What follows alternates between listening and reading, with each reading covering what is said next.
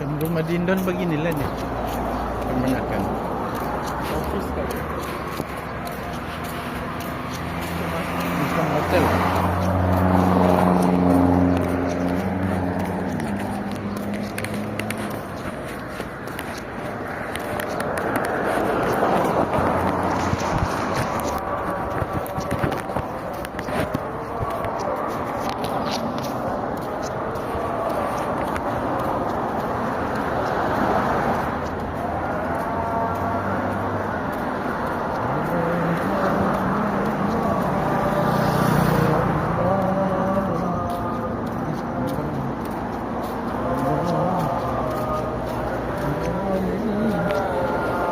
Bos, kita cari di mana daging free, Pak.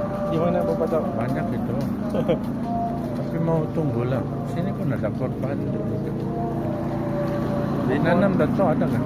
Kalau mau tunggu baris lah. Di anu pun ada. Tanjung Manawali. YB yang anu.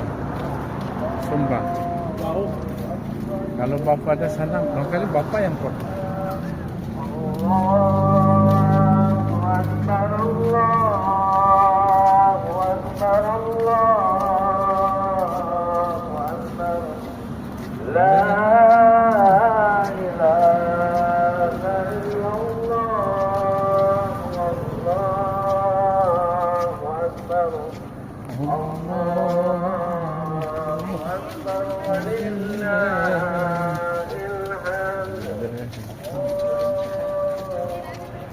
Kadang-kadang dia punya sepatunya huruf H itu, tapi dia sebut I. Sebab kan dinanam kan Walillahi il kan, salah sudah itu. Artinya makna dia pun salah. Orang tua pun. Kalau di pulau lagi yang imam-imam tua kan, kalau dia baca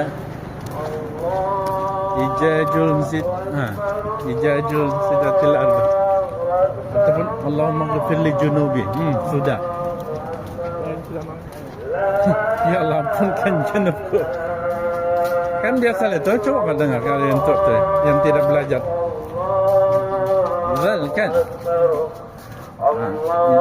Kalau al-zalzalah lagi terang. Ijajul jilat.